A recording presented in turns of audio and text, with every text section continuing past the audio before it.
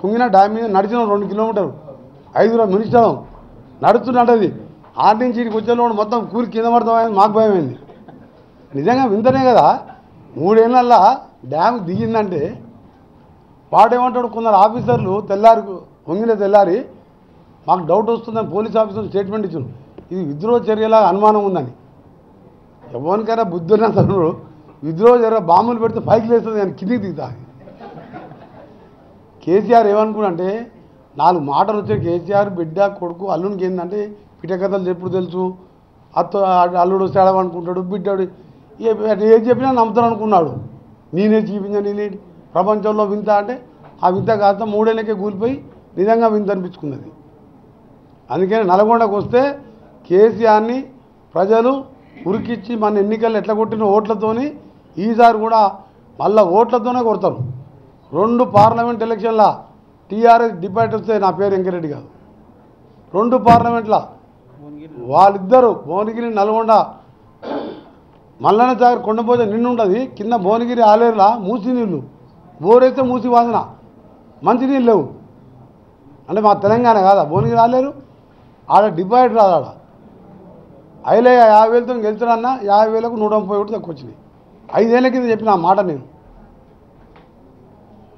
అందుకనే చెప్తున్నా, ఇవాళ జగదీష్ రెడ్డి నిన్న మాట్లాడింది కాబట్టి ఆయన గురించి ఎక్కువ మాట్లాడతలేను.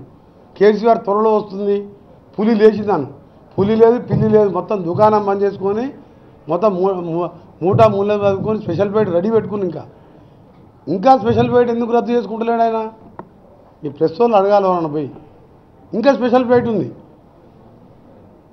ఏది కవిత అప్పుడు లిక్కర్ కేసు అప్పుడు తిరిగింది కదా, బెగంపేట ఎయిర్పోర్ట్లో మన హెలికాప్టర్లో పోయినప్పుడు చూసినా ఎవరిదే ఫ్లైట్ అంటే కవిత సార్లు కేసీఆర్ లీజ్ తీసుకుంటున్నాడు. మాజీ ముఖ్యమంత్రి అంటే లీజ్ క్యాన్సల్ చేస్తలేడు, ఎందుకంటే ఎప్పుడోసారి రాత్రి కూడా టక్మని లేచిపోతాను ఫ్యామిలీ ఇక దుబాయ్కి పోతే ఒకటి అరెస్ట్ చేయడు కదా.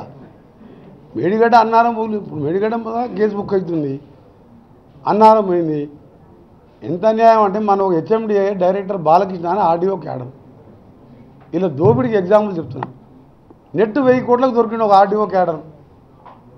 అంటే ఇక ధరణి పెట్టి మున్సిపల్ మినిస్టర్ ఆయనే, వాళ్ళ కొడుకు irrigation minister, revenue minister KCR దగ్గర పెట్టుకున్నాడు.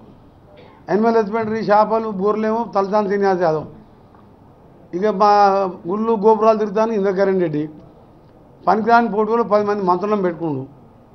పైసలు వచ్చే పైసలన్నీ ఆయన దగ్గర పెట్టుకున్నాడు, దోసుకున్నాడు. కూడా హెచ్ఎండి డైరెక్టర్ దగ్గర 1000 కోట్లు ఆస్తి దొరుకుతుందా? ఇలా సోమేష్ కుమార్ది వారం రోజులు వస్తుంది చూడండి, 5,000 ఎకరాలు ఉంది ఆయన భూమి. మొత్తం దోసుక తిని కథలు పడి పబ్లిక్ని డైవర్ట్ చేయాల్సి వచ్చే అసెంబ్లీలో వాళ్ళ బండారం అంతా బయటపడుతుంది.